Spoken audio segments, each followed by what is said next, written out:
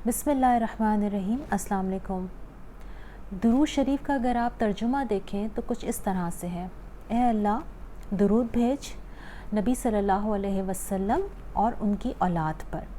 अगर आप देखें इस कलाम में तो हम इन दो हस्तियों का बार बार ज़िक्र कर रहे हैं, अल्लाह सुब्हानहू तआला का और नबी पाक सल्लल्लाहु अलैहि वसल्लम का।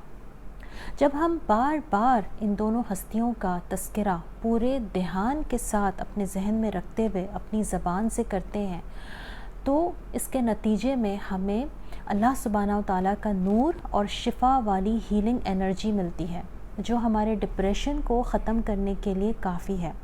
लेकिन इससे हमें फ़ायदा तब होगा जब हम पूरी तवज्जो और ध्यान के साथ इसका विर्द करेंगे। हदीस शरीफ का मफ़हूम है कि दुरूद पाक पढ़ने से नेकियां मिलती हैं, दराजात बुलंद होते हैं और इंसान की मुश्किलात भी कम होती हैं।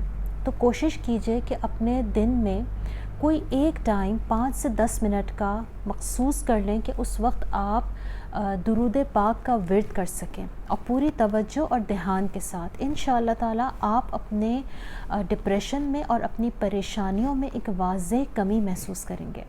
अपना ख्याल रखिए। अस्सलाम वालेकुम।